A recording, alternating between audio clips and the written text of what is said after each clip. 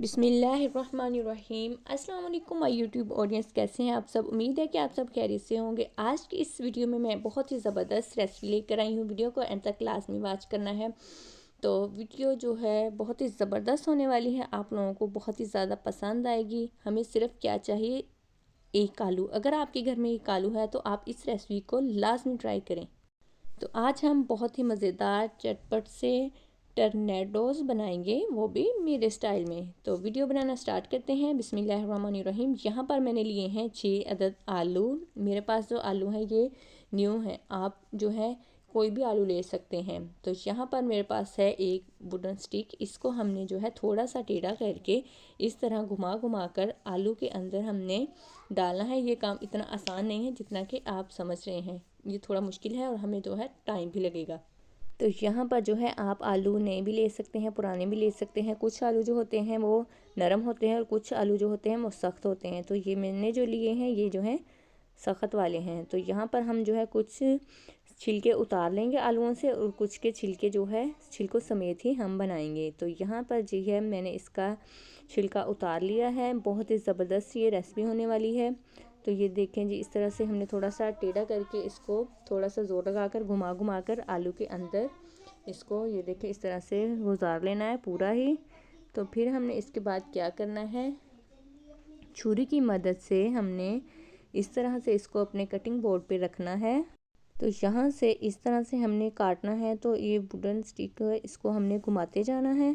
तो नज़र हमने जो है अपने आलू पर ही रखनी है कि हम कर क्या रहे हैं। तो जब आपका एक सर्कल हो जाए तो फिर डेफिनेटली हमने जो है आगे को आना है। हमने उसके जो है सामने बिल्कुल भी अपनी छुरी को नहीं लेके जाना। हमने जब हमारा सर्कल कंप्लीट हो जाए तो हमने अपनी छुरी को जो है ऐसे आगे आगे की तरफ लेकर घुमाते जाना है। इससे क्या होगा, जो हमारी रेसिपी है वो बहुत ही ज़बरदस्त तैयार होगी। और हमारी जो तो हमने छुरी को जो है ना दरमियान से नहीं पकड़ना। तो हमने छुरी को ऐसे नोकदार छुरी लेनी है। तो इसको हमने जो है ऐसे नोक को आलू पे रखना है और फिर इसको टर्न कर करके घुमाते जाना है। इससे क्या होगा, जो हमारा आलू है वो सही तरह से कट होगा। तो जैसे आपको लगे कि आपकी जो छुरी है आगे चली गई है तो आपने फिर से इसको जो है नोक वाली साइड से इसकी कटिंग कर लेनी है।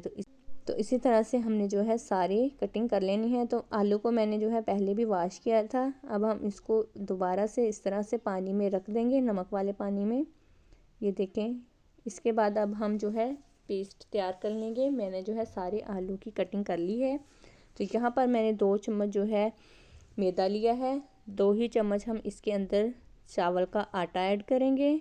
तो हम थोड़े इस तरह के बर्तन में डालेंगे ताकि हमारा जो बैटर है वो लंबाई में हो, फिर हमें जो है इजी रहेगा। तो अब यहाँ पर जो है मैंने बेसन भी ऐड कर लिया है। अब यहाँ पर जो है हम कुछ मसाले ऐड करेंगे, हल्दी, ज़ीरा, अजवाइन, कुटी हुई लाल मिर्च और नमक। और यहाँ पर आप चाट मसाला भी ऐड कर सकते हैं। तो अब हम इसमें क्या करेंगे, थोड़ा सा पानी डालेंगे और मिक्स करते जाएंगे।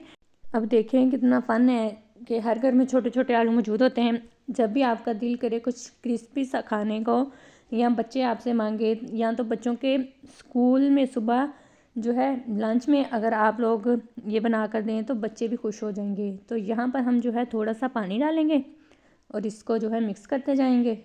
बच्चे भी रोज़ रोज़ जो है लंच लेकर जाते हैं तो बोर हो जाते हैं। इससे बच्चों के लिए भी थोड़ी फैंसी फैंसी सी चीज़ हो जाएगी, वो भी खुश हो जाएंगे। तो यहाँ पर जी मैंने जो है सारे आलू इनको पानी से निकाल कर एक अब रुमाल के ऊपर रख लूँगी ताकि जो इनका पानी है वो अच्छी तरह से खुश्क हो जाए, जो कपड़ा है वो जज़ब कर ले। ये देखिए मैंने इनको जो है खोल लिया है इस तरह से। तो अब हम जिसको अच्छी तरह से कपड़े से साफ़ कर लेंगे ताकि पानी जितना भी होगा इसमें वो सारा निकल जाए। तब तक ये देखें जी, हमने इस तरह का अपना जो बैटर है वो तैयार कर लिया है। अब हमने क्या करना है, अपने आलू को ऐसे इसके ऊपर रखना है। तो चम्मच भर भर के हमने जो है इस पर लगाते जाना है। ये देखें जी, इस तरह से आप एक एक करके 2-2 करके भी लगा सकते हैं। अगर आप चाहें तो स्टिक को जो है पकड़ कर वैसे भी अंदर डिप कर सकते हैं। तो मैं जो है चम्मच भर के ऐसे लगाऊंगी ताकि जो मसाला है वो अच्छी तरह से इनके अंदर जज़ब हो जाए। अगर आप घर में जो है मेहमान आ जाएं तो आप उनको भी ये रेसिपी बनाकर जो है ट्राई करवा सकते हैं, उनको भी बहुत ही जो है मज़ा आएगा। बहुत ही खाने में दोपहर में चाय के साथ पेश करें तो बहुत ही जो है स्पाइसी, बहुत ही मज़ेदार और बहुत ही जो है अमेजिंग, बच्चों की मनपसंद ये ख़ास तौर पर रेसिपी है। तो आप इस रेसिपी को रमज़ान में लाजमी इफ्तारी टाइम बनाइएगा, बच्चों को बहुत मज़ा आएगा। इसके साथ साथ बच्चे जो है खुशी खुशी से रोज़ा भी रखेंगे कि हमें शाम को जो है बहुत ही स्पाइसी और मज़े का खाने को मिलेगा। तो हमने ऐसे नहीं करना कि एक ही बार में सारे जो है उनको लगाकर मसाला रख लेना है। तो यहाँ पर ये देखिए जी, मेरा ऑयल गर्म हो चुका है, मैंने इसको चेक किया है तो ये माशाल्लाह से गर्म हो चुका है।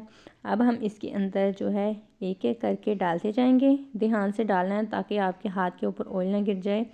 ये देखें जी, इस तरह से आराम से हमने इसके अंदर रख देना है। ये देखें जी, इस तरह से।